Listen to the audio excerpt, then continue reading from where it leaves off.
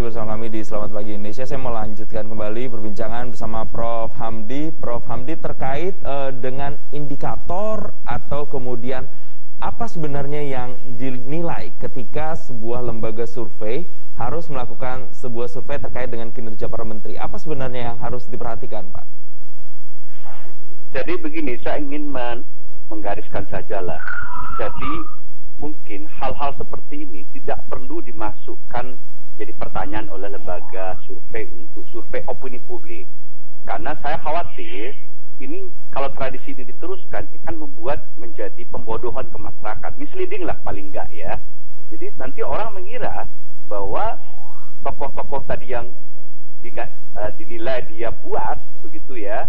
Terus dianggap di framing di media misalnya dia berprestasi kinerjanya bagus. Nah ini kan menjadi sesuatu yang mislead benar gitu loh. Kalau nggak kita bilang pembodohan, jadi menyesatkan kira-kira begitu ya. Karena publik mungkin nangkapnya begitu. Ini dianggap menteri yang paling berprestasi gitu ya.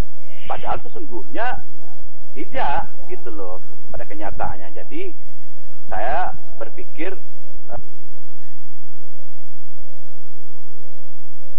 Prof. Hamdi, lain boleh ya, hal-hal yang menyangkut misalnya siapa presiden yang Anda sukai sekarang, partai mana Anda mau pilih, yang begitu-begitu ya, nah, itu lebih nggak apa-apa kalau pakai pendekatan survei biasa begitu. Nah benar yang tadi Mas Agus katakan, kalau untuk menilai kinerja kementerian itu yang paling fair adalah panel pakar tadi ya, atau opini dari opinion leader semacam itu ya, semacam orang-orang yang expert dikumpulkan ya, ditanya pendapatnya, disuruh menilai, disuruh merating gitu. Nah itu lebih fair gitu ya, karena dia apa yang saja, mengerti. Prof. Hamdi? Indikatornya secara spesifik banyak saja. Ini yang betul, makanya ini nggak mungkin ditanyakan ke orang awam. Jadi pakar akan melihat dulu apa yang menjadi kebijakan dari sebuah kementerian. Dia list semua itu, kebijakannya apa, programnya apa. Kedua, dia lihat apakah ini deliver apa enggak. Ya. Deliver artinya dijalankan apa tidak. Ya. Biasanya ada ukuran outcome atau outputnya apa saja, outcome-nya apa. Yang lebih jauh misalnya lebih impact-nya, apa impact-nya ke negara ini ya. Jadi nah itu di rating semua, dan itu menjadi indikator kriteria keberhasilan sebuah kementerian. Nah itu nggak mungkin dilakukan oleh publik awam ya. Jadi ini harus tadi benar yang Mas Agus katakan, expert panel atau peer review dari orang-orang yang di bidangnya itu dikumpulkan ya. Diminta semacam konsensus lah. Jadi kalau saya kumpulkan 100 ekonom, dia menilai kementerian portofolio perekonomian misalnya. Nah, itu lebih fair.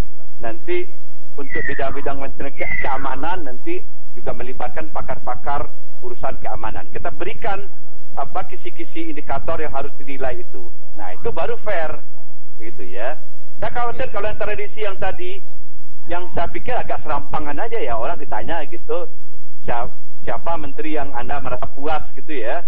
Nah, dan bias popularitasnya terlalu besar begitu ya. Kasihan nanti menteri-menteri yang benar-benar bekerja dan itu mendapat penilaian buruk oleh publik gitu loh, karena dia tidak populer misalnya. Baik. Jadi mungkin untuk yang item yang begini dihentikan saja lah, kira-kira begitu.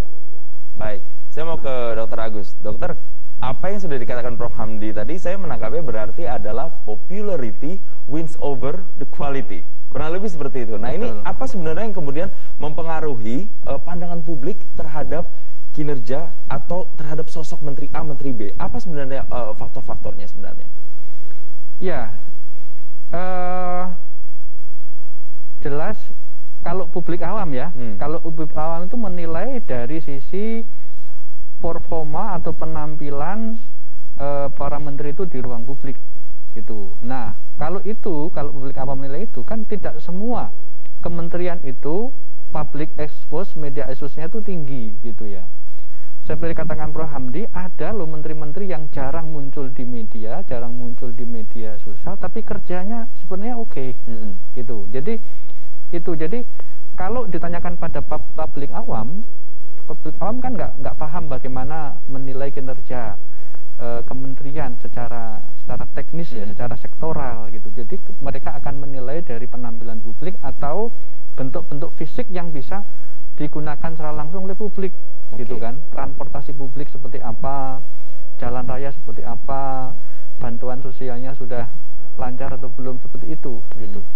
Padahal tidak semua kementerian itu menyentuh langsung, secara langsung masyarakat sebagai end user, gitu kan. Nah itu, jadi memang sekali lagi survei opini publik itu penting, tapi tidak semua hal bisa digali dengan survei opini publik, gitu. Jadi kita harus menempatkan survei opini publik itu untuk urusan ini, urusan yang lain itu juga harus digali dengan metode penelitian yang lain, gitu. Oke, ini Dr. Agus, kalau kita melihat sejumlah survei yang kemudian sudah banyak keluar, kalau Dr. Agus sendiri menilainya atau menanggapinya sebenarnya apa sih motif atau sebenarnya benefit yang ingin mereka dapatkan ketika mereka melakukan survei-survei tersebut, padahal kalau kita bahas metodologinya mungkin itu kurang tepat atau mungkin sasaran dari yang dilakukan survei juga kurang tepat atau masyarakat awam, sebenarnya apa?